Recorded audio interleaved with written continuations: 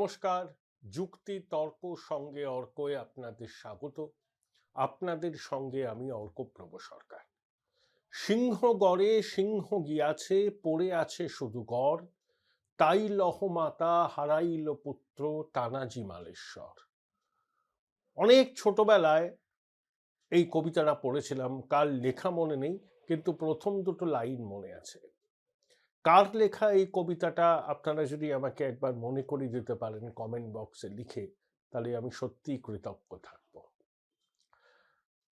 পড়ে আছে শুধু গড়, সিংহ গিয়াছে, সে তো ঠিক আছে, কিন্তু পিসি ভাইপোর নকল বঁদিগড় আর কতদিন টিকবে?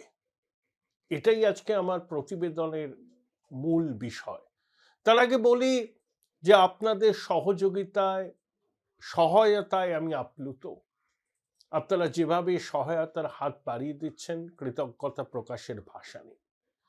আপনারা যে ডিভাইসেই আমার এই অনুষ্ঠান দেখুন না কেন, সাবস্ক্রাইবার বাটনের পাশে থ্যাঙ্কস বাটন আছে, সেখানে ক্লিক করলেই সুপার থ্যাঙ্কস, আপনাদের সহযোগিতা আমার কাছে চলে আসবে।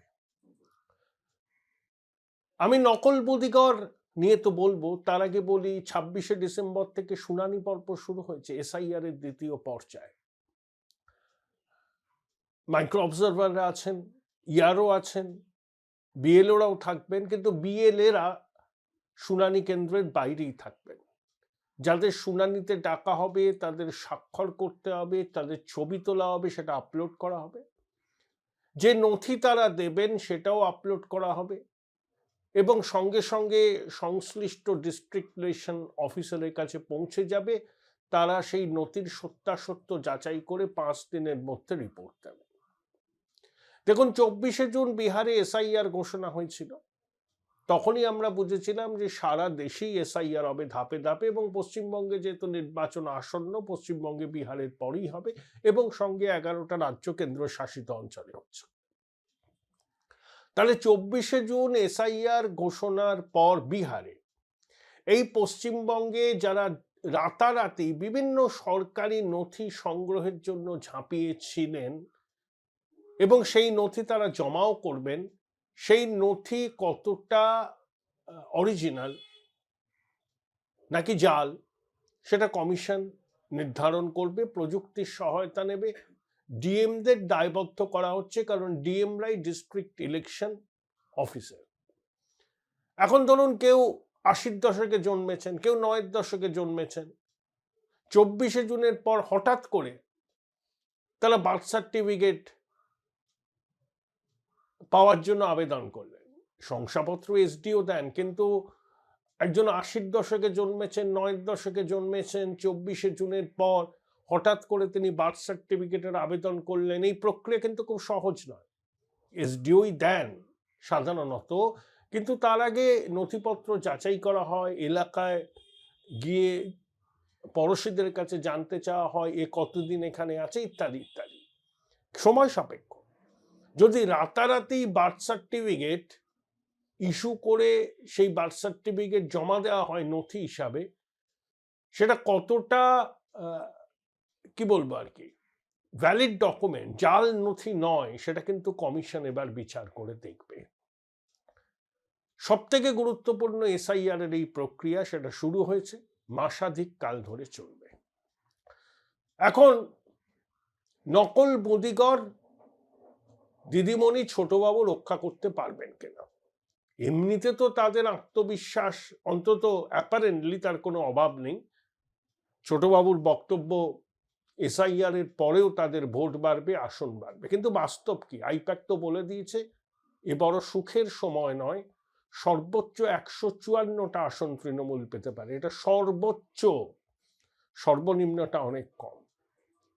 এখন দিদির উন্নয়নের পাঁচালী, অনেকে বলছেন ঢপের পাঁচালী, তা নিয়ে তুমুল ঢক্কালি নাচ শুরু হয়েছে। কলকাতা শহরে, জেলা সদরে, রাস্তায়, গ্রামে গঞ্জে অটোতে মাইক লাগিয়ে উন্নয়নের পাঁচালী প্রচার হচ্ছে।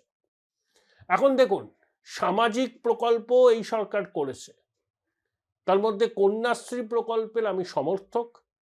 তাছাড়া স্বাস্থ্যসাথী আছে, সবুজ সাথী আছে, স্টুডেন্ট ক্রেডিট কার্ড আছে, লক্ষ্মীর ভান্ডার আছে, যেটা তুরুপের তাস, সমব্যথী আছে। সরকার বলে যে জন্ম থেকে মৃত্যু পর্যন্ত পশ্চিমবঙ্গের মানুষের পাশে আছে মা মাটি মানুষের সরকার। খোকাবাবু একটা নতুন স্লোগানও দিয়েছেন, যে এই স্লোগানটাকে তুঙ্গে নিয়ে যেতে হবে প্রচারের মাধ্যমে, এবং একই সঙ্গে 15 বছরের যে ঢপের পাঁচালী, সেটা মানুষের মনে একদম গভীরে প্রবেশ করাতে হবে। ছোটবাবু নিজেও বৈভবে রাস পালন করতে পথে নামছেন নতুন বছরের গোড়া থেকে। তবে এবারের ওটা নবজোয়ার নয়, এবার অন্য কিছু। ছোটবাবু যেখানেই যান 4000 পুলিশ যায়, বৈভবে রাস পালন হয়, কোটি কোটি টাকা খরচ করে আইপ্যাক। ছোটবাবু একে চ্যালেঞ্জ করেন, ওকে চ্যালেঞ্জ করেন, বিস্তর ঢপ দেন, সবসময় তর্জনী উঁচিয়ে একটা চ্যালেঞ্জ করছেন। ওনার বক্তব্য যে কতটা অন্তঃসার শূন্য যে কোনো মানুষই জানেন। আমার সব থেকে মজা লাগলো যে 200 জন প্রভাবশালী বাঙালি, তাদের বাড়িতে বাড়িতে মন্ত্রী সাংসদরা যাবেন।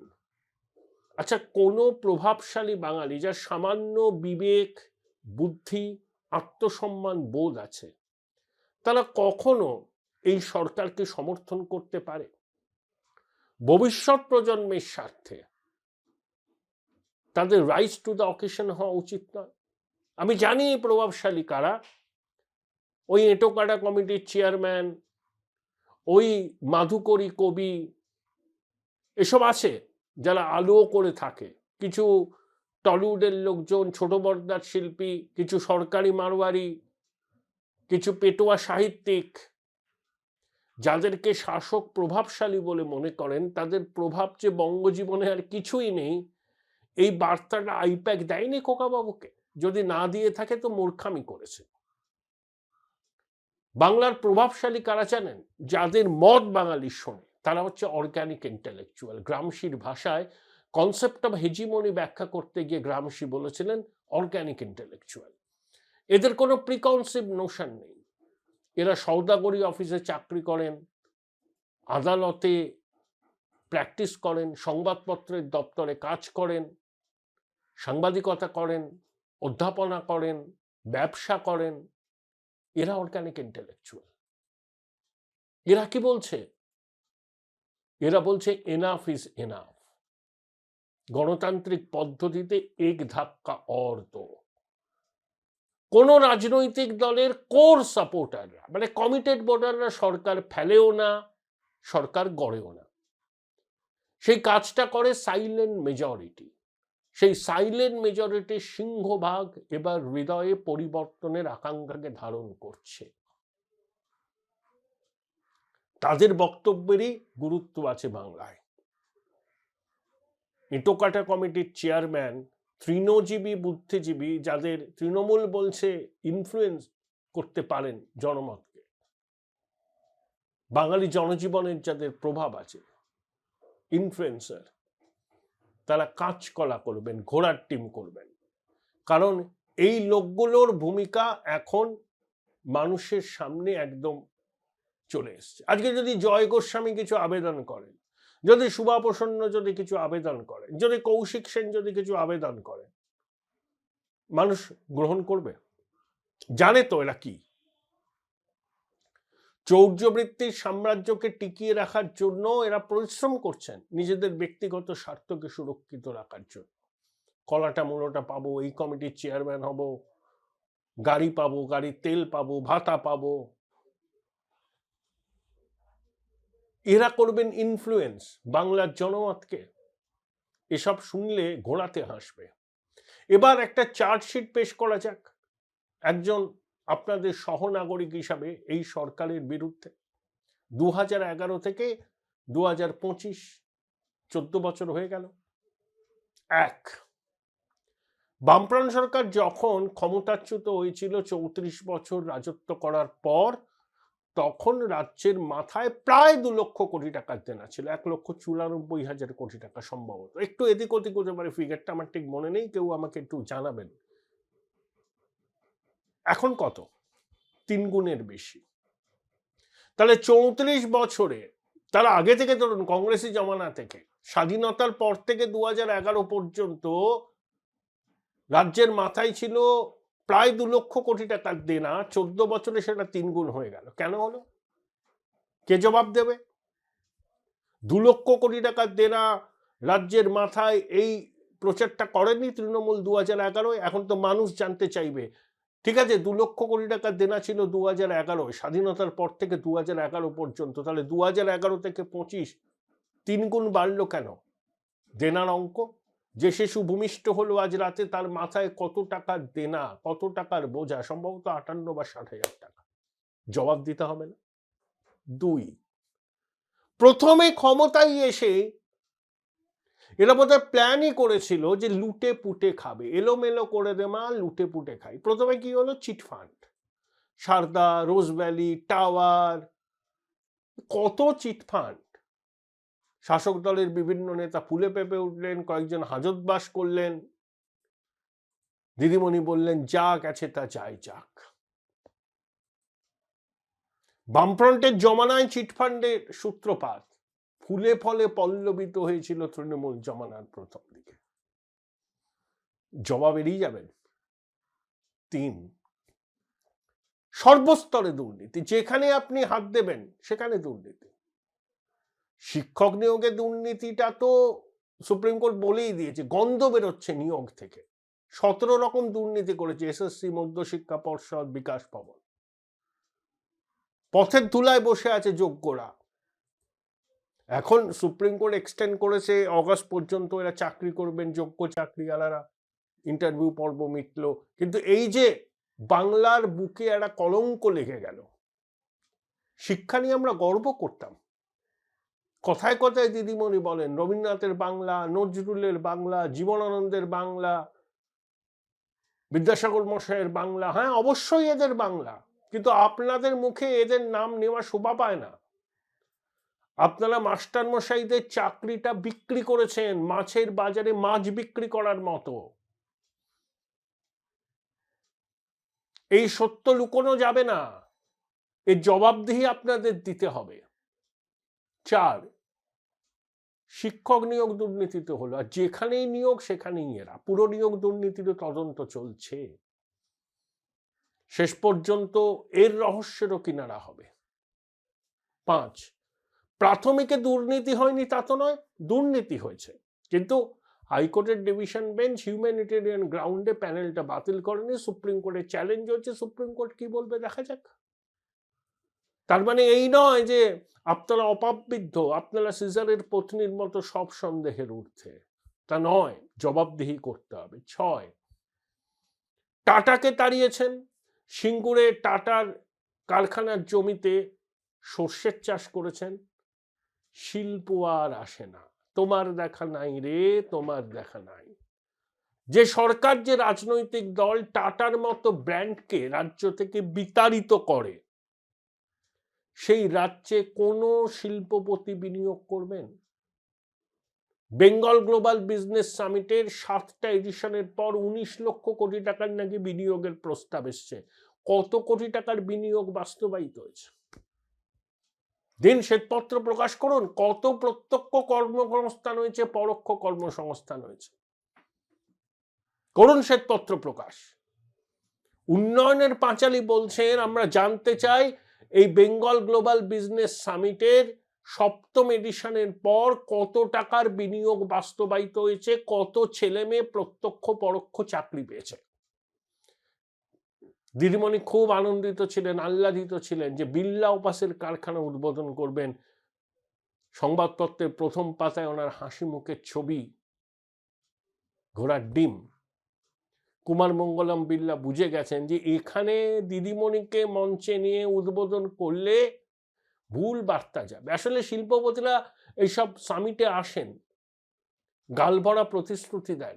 পশ্চিমবঙ্গে থাকলে এরা গঙ্গা দাস, দিল্লিতে থাকলে এরা যমুনা দাস, কিন্তু বিনিয়োগটা করেন না। জানেন এখানে বিনিয়োগ করলে মূলধনের গ্যারান্টি নেই, মূলধনে ফেরত পাওয়ার গ্যারান্টি নেই, লাভ তো দূরস্থ। তার উপর তোলাবাজি, দাদাগিরি, ইউনিয়নবাজি সব তো আছে। 7, এই সরকার পাকা চাকরি দেওয়া ভুলে গেছে, যা হচ্ছে কন্ট্রাকচুয়াল এমপ্লয়মেন্ট। খোকাবাবু দিদিমণি কি বলবেন কত শূন্য পদ সরকারের খালি রয়েছে? পুলিশে কত শূন্য পদ, স্বাস্থ্য দপ্তরে কত শূন্য পদ? দয়া করে একবার বলুন না। এত করেছেন, কটা পাকা চাকরি দিয়েছেন পশ্চিমবঙ্গের মানুষকে? মুখ লুকোতে পারবেন না। 8, এই যে মেরুকরণের বৃত্তটা এবার সম্পূর্ণ যাবে। এই মেরুকরণ শুরু করেছে কে? এই রাজনৈতিক দল, ক্ষমতাসীন রাজনৈতিক দল ওই 2018 পঞ্চায়েত নির্বাচনের পর থেকে প্রতিদ্বন্দ্বিতামূলক সাম্প্রদায়িকতা। দিদিমণি সংখ্যালঘুদের ভোট নিশ্চিত করার জন্য ইমাম মুয়াজ্জিমদের ভাতা দিলেন, বিজেপির জুজু দেখালেন, সিএ নিয়ে ভুল প্রচার করেছিলেন, এনআরসির জুজু দেখালেন, দাঙ্গার জুজু দেখালেন, 100-র মধ্যে 91টা সংখ্যালঘু ভোট পেলেন। সংখ্যালঘুদের উন্নতিতে কি করেছেন? সাচার কমিটির রিপোর্ট তো সেই 2007-8 প্রকাশিত হয়েছিল। গঙ্গা দিয়ে 18 বছরে অনেক জল বয়ে গেছে।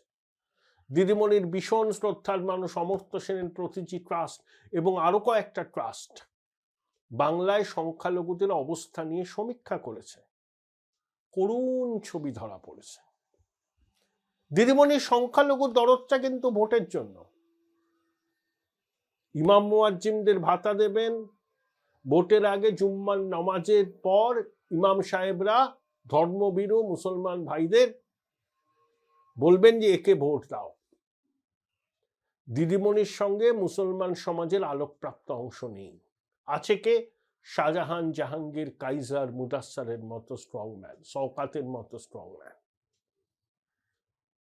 এরা বাংলার মুসলিম সমাজের প্রতিনিধি।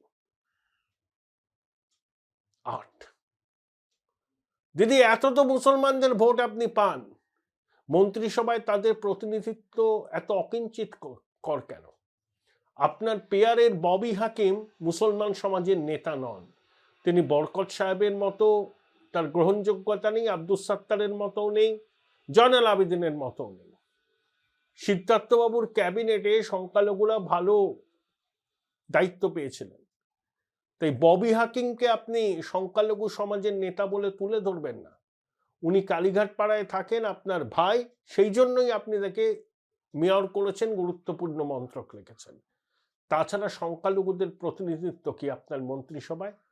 সিদ্দিকুল্লাহ চৌধুরী লাইব্রেরির মন্ত্রী, তার বাজেট হচ্ছে 8 কোটি টাকা। আর বাকি 2-1 অকিঞ্চিত করা আছেন, আখরুজ্জামান বিদ্যুৎ দপ্তরের প্রতিমন্ত্রী, আরো 2-1 আছে। কোনো কাজও নেই, ফাইলও আসে না, মন্ত্রী লালবাতি নিয়ে ঘোরে। 9, Join Indian Institute of Hotel Management now. Right choice, right decision. Delhi বাংলাদেশে হিন্দু নিধন হলো। ভারতবর্ষের বিদেশ মন্ত্রকের মুখপাত্র রণদীপ জয়সওয়াল বললেন অন্তর্বর্তী সরকার আসার পর 2900টা এরকম ঘটনা ঘটেছে। টার্গেট করা হচ্ছে মাইনরিটিদের, হিন্দু, খ্রিস্টান, বৌদ্ধ। দীপু দাসকে হত্যা করা হলো, অমৃত মণ্ডলকে হত্যা করা হলো। দিদিমণি চুপ কেন? প্রতিবাদ নেই কেন? আপনার ভোট ব্যাংক কুপিত হবে বলে? একটা শব্দ আপনি উচ্চারণ করলেন না। বিশ্ব ব্রহ্মাণ্ডে কত বিষয় হলে সব বিষয়ে আপনি এক্স হ্যান্ডেলে পোস্ট করেন, আর যেখানে একজন সনাতনী যুবককে কিছু নরপশু জ্বালিয়ে দিল জীবন্ত, তখন আপনার বিবেক দংশন হলো না? এক্স হ্যান্ডেলে একটা লাইন লেখার কথা মনে পড়লো না প্রতিবাদ করে? ও দিদি, দিদি চুপ কেন দিদি? ও দিদি কথা কও, আপনি তো সর্বজ্ঞ, সব জানেন বিশ্ব ব্রহ্মাণ্ডে। তবে ও দিদি কেন বললেন না?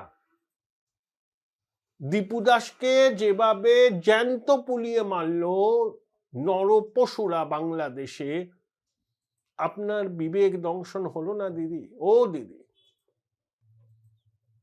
ভোট হারানোর ভয় মানুষ এগুলো বোঝে না। মানুষকে বোকা বানাবেন, কতদিন বোকা বানাবেন? সর্বশেষ কেলেঙ্কারিটা করলেন মেসিকে নিয়ে। আপনার রাজ্যপাটে এই প্রথম হলো আপনি আসতে চেয়েছিলেন ভেন্যুতে, গাড়ি ঘুরিয়ে চলে গেলেন। অরূপ বিশ্বাসকে বললেন পদত্যাগ কর, অরূপও বাধ্য, ভাইয়ের মতো করলো। অরূপ লিখেছে তদন্তের স্বার্থে আমি সরে দাঁড়ালাম। ও দিদি, আরজি করের তিলোত্তমা কি দোষ করেছিল? আরজি কর মানে রাধা গোবিন্দ কর, যেখানে গোবিন্দ সদা জাগ্রত সেখানে রাধাকে ধর্ষিতা হতে হলো। ও দিদি, সিবিআই তো তদন্ত করছে, আপনি স্বাস্থ্যমন্ত্রীর পদ থেকে সরে দাঁড়ালেন না কেন? ও দিদি, জবাবটা দিন সুষ্ঠু তদন্তের স্বার্থে।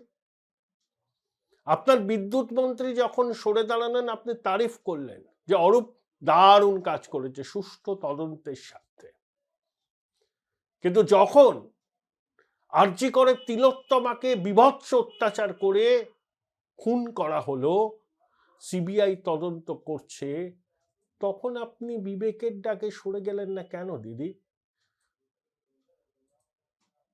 স্বাস্থ্যমন্ত্রীর পদ থেকে? এক যাত্রায় কেন পৃথক ফল হবে দিদি? এই তো চার্জশিট, জবাব আছে আপনাদের। দিদি, এত পরিযায়ী শ্রমিক কেন রাজ্যের বাইরে? আপনি এত বাংলা ভাষা নিয়ে গর্ব করেন, বাঙালির মর্যাদাবোধ, বাঙালি জাতীয়তাবাদ নিয়ে আস্ফালন করেন। ও দিদি, রাজ্যের মানুষের মুখ তো আপনার ক্রীড়ামন্ত্রী বিশ্বের সামনে পুড়িয়ে দিল। লজ্জায় তো আমাদের মাথা এঁটোচ্ছে, কিন্তু আপনার ওই কলঙ্কিত মন্ত্রী দেখছি বেশ গটগট করে আপনার পাশে হাঁটছেন। আর কত লোকের চোখে ধুলো দেবেন? সব দোষ সংবাদ মাধ্যমের, আমরা যারা সমালোচনা করি তাদের, বিজেপির, আর আপনারা সব অপাবৃদ্ধ, কিচ্ছু জানেন না, ভাজা মাছটি উল্টে খেতে জানেন না আপনারা। তো এই প্রশ্নের উত্তর আছে দিদি, দিন না। হ্যাঁ, আপনি সামাজিক প্রকল্প করেছেন, ভালো করেছেন। একটা ওয়েলফেয়ার স্টেটে কোনো অঙ্গরাজ্যে নির্বাচিত সরকার লাইনের শেষ প্রান্তে দাঁড়ানো মানুষটার জন্য ভাববে, করবে, এর মধ্যে অভিনবত্ব নেই, এর জন্য কৃতিত্ব দাবি করবেন না, এটা আপনার কর্তব্য। মানুষ আপনাকে আশীর্বাদ করেছে তিনবার, তাই মানুষের পাশে দাঁড়ানো আপনার কর্তব্য, কিন্তু এটা উন্নয়নের সংজ্ঞা নয়। লক্ষ্মীর ভান্ডার উন্নয়নের সংজ্ঞা নয়। আপনি কটা চাকরি দিয়েছেন, কটা চাকরির সুযোগ তৈরি করেছেন, কত বিনিয়োগ এনেছেন, পরিকাঠামোয় কি উন্নয়ন করেছেন, শিক্ষাক্ষেত্রে কি অগ্রগতি ঘটিয়েছেন, স্বাস্থ্যক্ষেত্রে কি বৈপ্লবিক পরিবর্তন এনেছেন? সুপার স্পেশালিটি হসপিটাল আর স্বাস্থ্যসাথী হলেই হয়ে গেল? আয়ুষ্মান ভারত কেন আমরা বঞ্চিত হব? বলুন না দিদি, এই প্রশ্নগুলোর জবাব দিন। ভারতবর্ষের সব রাজ্যে যে দলেরই সরকার হোক না কেন, সামাজিক সুরক্ষার কাজ তারা করে, তারা বাধ্য করতে, কিন্তু সেটা উন্নয়নের মাপকাঠি নয়। উন্নয়ন বলতে কি বোঝায় আপনি বোঝেন না, আপনি বোঝেন খয়রাতি করে, তোষণ করে ভোট করবেন। এই প্রশ্নের জবাবটা দিন দিদি। আজকে অন্ধ্রপ্রদেশ নতুন আইটি হাব, এআই হাব হচ্ছে। আমেরিকার বাইরে গুগলের সব থেকে বড় বিনিয়োগ ভাইজাকে হচ্ছে। আদানিরা করছেন, রিলায়েন্স একটা কোম্পানির সাথে গাঁটছড়া বেঁধে সেখানে করছেন। আপনি শুধু ঝগড়া করছেন, পায়ে পা লাগিয়ে ঝগড়া করছেন।